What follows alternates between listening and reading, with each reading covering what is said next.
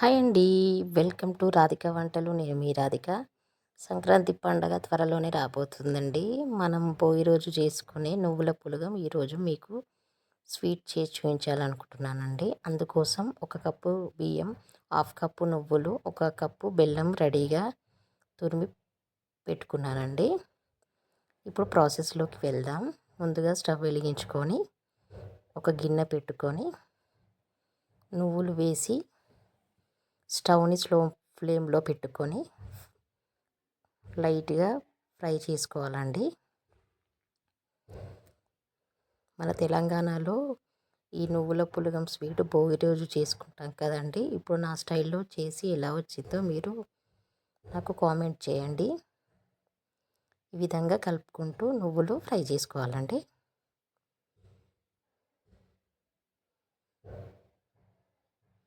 ఇప్పుడు నువ్వులు ఫ్రై అయిపోయాయండి. తీసి ఒక బౌల్లో పక్కన పెట్టుకుందాం.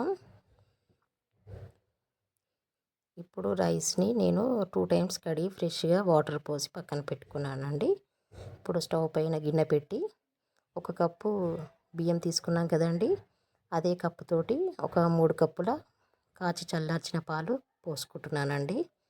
నేను తీసుకున్న బియ్యం త్వరగా ఉడుకుతాయి కాబట్టి 3 కప్పుల పాలు తీసుకున్నాను. మీరైతే 4 కప్పుల పాలు తీసుకోండి.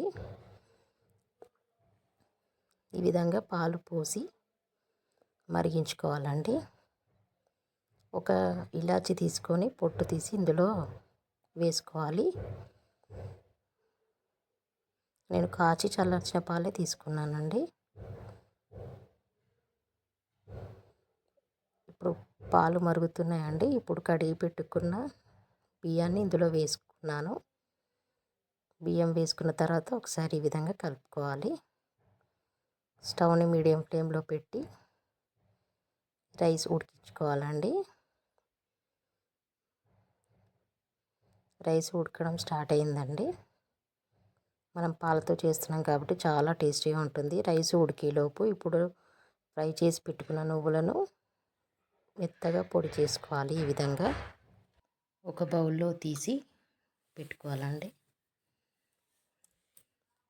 మరీ మెత్తగా కాకుండా ఈ విధంగా చేసుకోండి. ఇప్పుడు రైస్ చూద్దామండి. రైస్ ఉడికిపోయింది.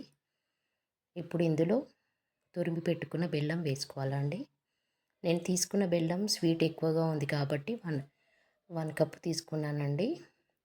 మీరు 1.5 కప్పు తీసుకోండి, కరెక్ట్గా సరిపోతుంది. ఈ విధంగా బెల్లం వేసుకొని బెల్లం కరిగేంత వరకు ఉడికించుకోవాలండి. స్టవ్ని స్లో ఫ్లేమ్లో పెట్టుకోండి.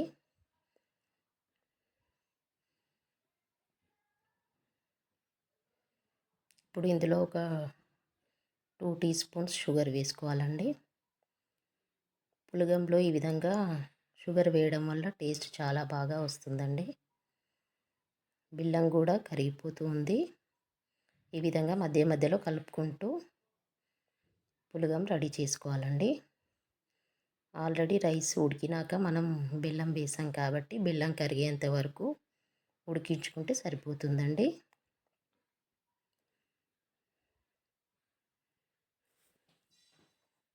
ఇప్పుడు బెల్లం మొత్తం కరిగిపోయిందండి. పులగం రెడీ అయిపోయింది. ఇప్పుడు ఈ టైంలో మనం పొడి చేసి పెట్టుకున్న నువ్వుల పొడి ఇందులో వేసుకోవాలి.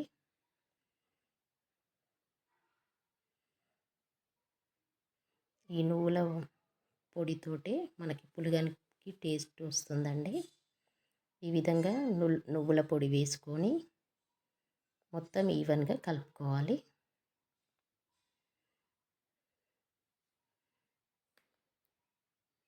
ఈ విధంగా కలుపుకొని ఒక 1 మినిట్ స్టవ్ పైన ఉంచితే సరిపోతుందండి. నువ్వుల పులగం రెడీ అయిపోయినట్లే.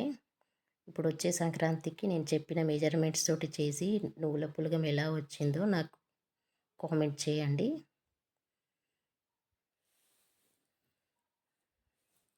వన్ మినిట్ అయిపోయిందండి. ఇప్పుడు స్టవ్ ఆఫ్ చేసుకొని పక్కన పెట్టేసుకుందాం. ఇప్పుడు కొన్ని బాదాం తీసుకొని సన్నగా కట్ చేసి పెట్టుకున్నానండి. ఇప్పుడు స్టవ్ వెలిగించుకొని స్టవ్ పైన ఒక గరిటె పెట్టుకోవాలి. ఒక 2 టేబుల్ స్పూన్స్ నెయ్యి వేసుకుంటున్నానండి.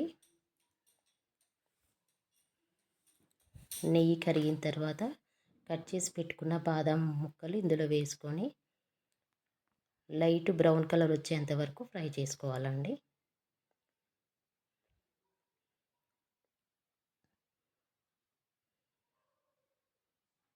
ఈ విధంగా కలుపుకుంటూ ఫ్రై చేసుకోవాలి.